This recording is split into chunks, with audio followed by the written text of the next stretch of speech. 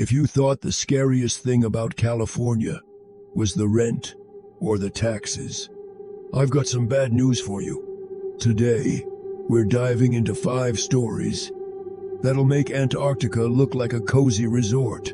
At least there, you know exactly why your blood is freezing. Don't turn off the lights, although, as you're about to see, in this state, the light rarely saved anyone. So,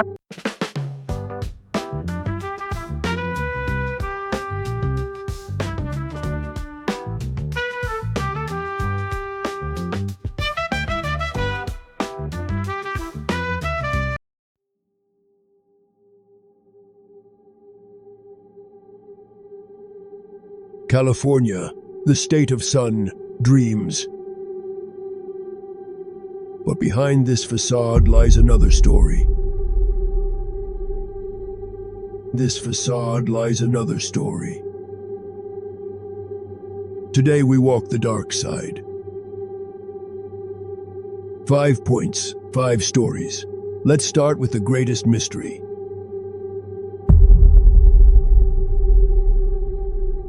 The late 60s. The California idyll is shattered. Zodiac hunts in pairs, turning date nights into a bloodbath. Horror begins with letters. He mails scraps of a victim's bloody shirt and taunts the police. He literally dictated the headlines. His main cipher stood for 51 years. Only in 2020 did we learn. He didn't fear the gas chamber. He believed he was collecting slaves for the afterlife. Arthur Lee Allen, the prime suspect. But what if Zodiac was a group, or a corrupt cop, who knew exactly how to beat the system?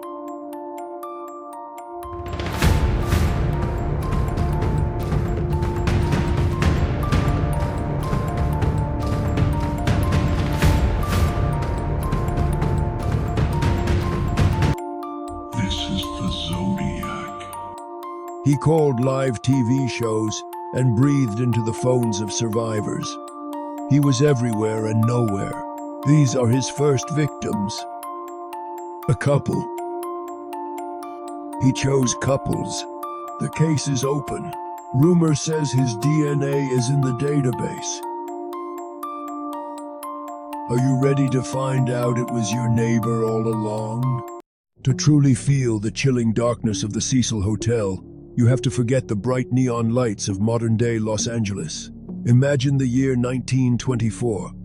The hotel opens as a true architectural triumph, 700 luxurious rooms, floors made of imported Italian marble, crystal chandeliers, and gilded moldings. It was meant to be a majestic palace, a safe haven for Hollywood's elite and wealthy businessmen. But fate, it seemed, had its own much. Darker plans for this building. The Great Depression hit the city like a devastating battering ram, and the Cecil's former glamour began to rot rapidly. The Skid Row district, in the heart of which the hotel stood, quickly became an epicenter of poverty and despair. The once glittering lobby turned into a waiting room for those with nowhere left to go. By the 1960s, the Cecil had stopped being just a hotel. It transformed into what locals whispered was a vertical graveyard. Its walls soaked up so much pain, blood, and disappointment that the building itself seemed to gain its own sinister consciousness and began to attract death like a magnet. They nicknamed it the Suicide. Dozens of people chose its windows specifically to take their final desperate step onto the gray, indifferent pavement of Los Angeles. But the Cecil's most terrifying monsters didn't jump. They walked through the front door, smiled politely at the porter, and checked in for a week, hiding in the labyrinth of corridors. The summer of 1985. Los Angeles is suffocating under record heat and paralyzing fear. The Night Stalker is on the prowl, Richard Ramirez, a Satanist, rapist, and serial killer. He enters random homes through unlocked windows, leaving behind scenes that turned even the most veteran detectives' hair white. And while the whole city locks its doors in panic, Ramirez is simply living among us. He rents a room on the 14th floor of the Cecil for just $14 a night. It was the perfect lair, a place where no one asks questions or looks you in the eye.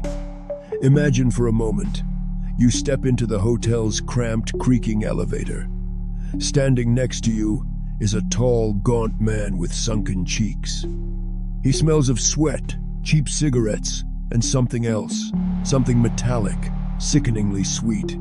It is the scent of fresh blood soaking his clothes after another nightly excursion. You nod to him out of politeness. He remains silent, staring into the void with his pitch-black eyes.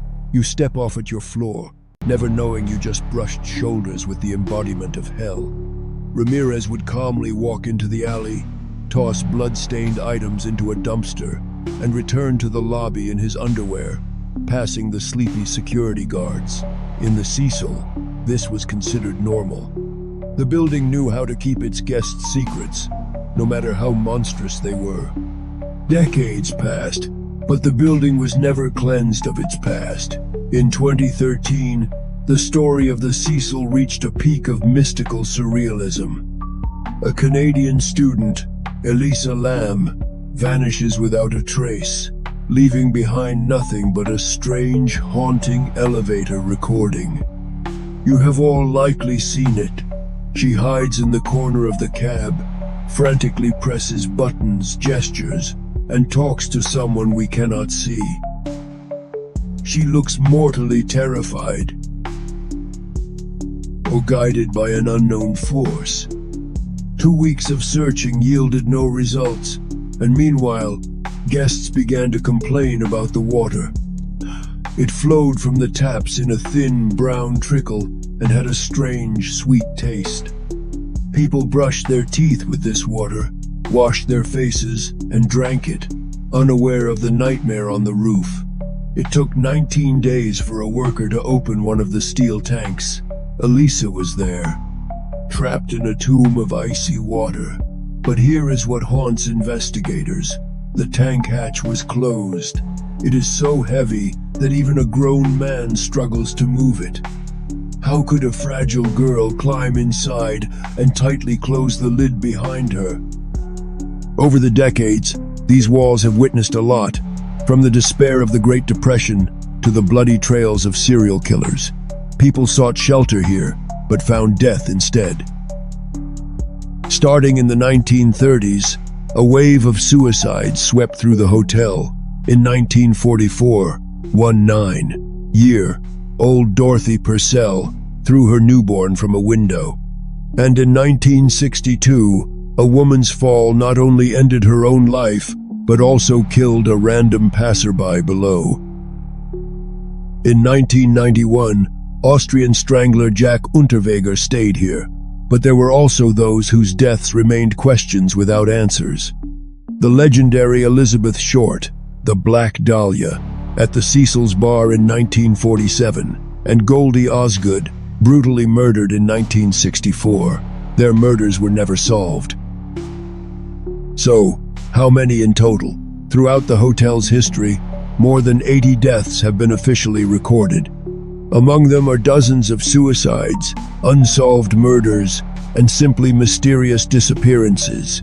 The exact number is impossible to determine. The hotel tried to change. In 2011, it was renamed Stay on Main, but the name Cecil proved stronger. They later returned to it. In 2021, after renovations, the building reopened as affordable housing. In 2024, the Cecil Hotel was put up for sale. Who will become its new owner? Will anyone be able to break this dark link between eras? Or will the new proprietors inherit not just a building, but an entire collection of ghosts? The question remains open, just like most of the stories that happened within these walls.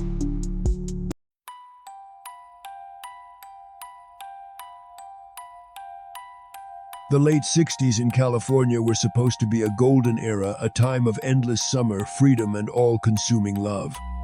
But under the scorching, merciless sun of Topanga Canyon, something began to slowly rot. To understand how the end of this illusion came about, one must imagine Spahn Ranch. These were old, abandoned sets for Hollywood westerns, rusted wagons, leaning saloons, dusty trails, and a silence so heavy it made your ears ring. It was here, among the ruins of forgotten cinematic dreams, that Charles Manson took root. Manson was not a great leader or a genius. In fact, he was a pathetic failure whose only ambition to become a rock star had crashed and burned. But he had a frightening talent. He could sense broken people the way a predator senses a wounded animal. He built his family from young men and women who had fled reality, feeding them a deadly cocktail of drugs and his own insane sermons. He convinced them that the world stood on the brink of an apocalyptic racial war, which he called Helter Skelter. At Spahn Ranch, Manson was a god, and his followers were obedient instruments whose minds had been erased by long hours under LSD and the blistering desert sun. The fatal climax came on the sweltering night of the 9th of August, 1969. While the rest of Los Angeles slept peacefully to the sound of the ocean, 4 shadows crept silently toward a wealthy mansion on Cielo Drive. That night, they did not go there for money or robbery. They went to carry out the will of their Messiah. What happened inside was so brutal and senseless that even seasoned forensic experts were left speechless. The victims were the beautiful actress Sharon Tate, who was in the final months of her pregnancy, and her friends. But the killers didn't just take lives, they staged a bloody performance. The word pig, written in the victim's blood on the front door, became the epitaph for the entire hippie era. The next morning, California woke up in a different world. Fear, like a thick fog, enveloped the Hollywood hills. People who only yesterday preached openness and trust began to hurriedly install bars on their windows and buy guard dogs. The myth of a safe paradise was shattered forever. Manson proved to the world that a charismatic madman could turn ordinary children from good families into cold-blooded butchers. The most chilling part was that Charles Manson himself did not land a single knife blow that night. He didn't need to get his hands dirty. He had created a killing machine out of human devotion and fanaticism. Half a century has passed, but Squeaky is still begging for freedom. The very same one who plunged a knife into the pregnant belly of Sharon Tate 17 times. In 2023, she was denied again. She cries in prison and prays to Charlie. Manson died in prison, but they still find bones in the ashes of the ranch. Police dug there in 2008. They found the skull of an infant. No one knows whose it was. Manson's girls gave birth in a barn and stayed silent for half a century. The sun sets over California. Beneath the skin of every sunset lies the rotting flesh of the unborn.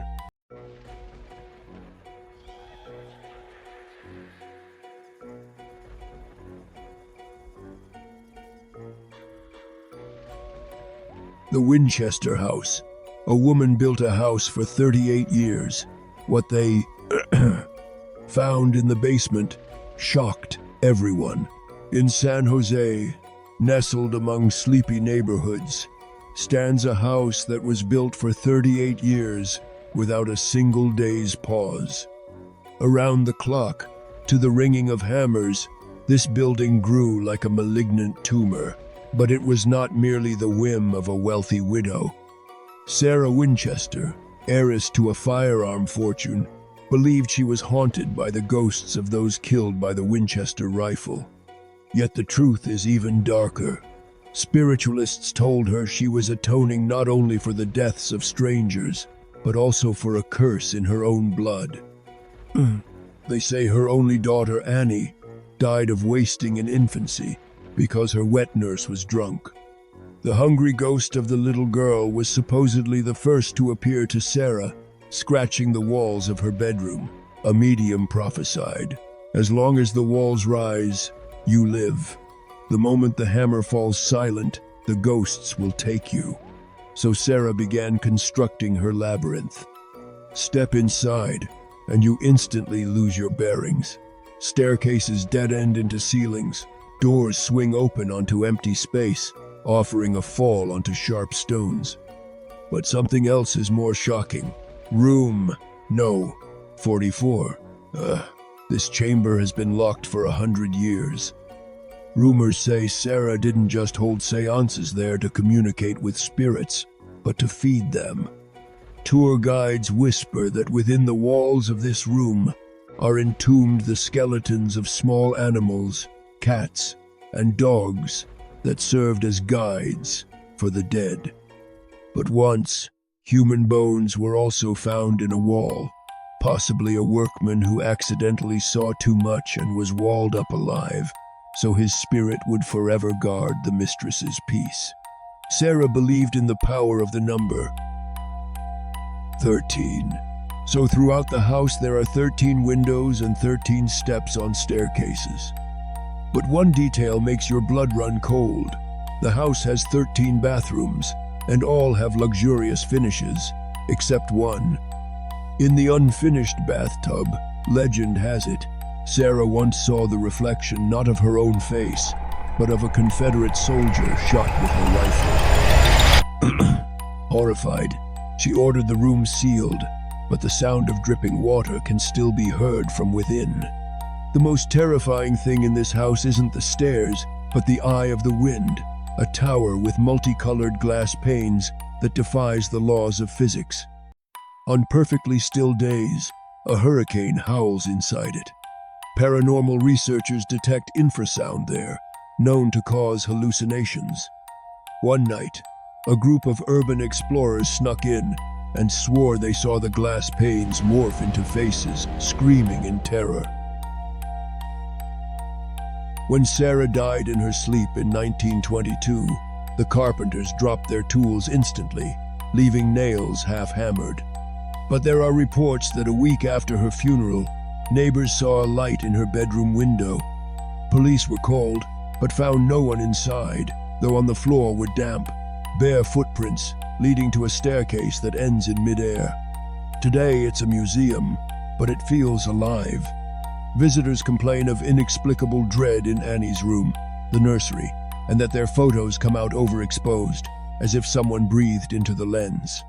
Caretakers lock the doors at night and leave, but security cameras sometimes capture a figure moving through the halls, straightening plaques. It has no face, only gray hair tied in a bun, just like Sarah's. But the most horrifying fact emerged recently when ground-penetrating radar scanned the foundation. Voids were discovered.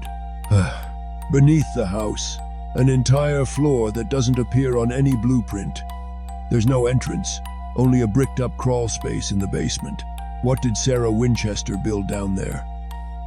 For whom were these doorless rooms intended?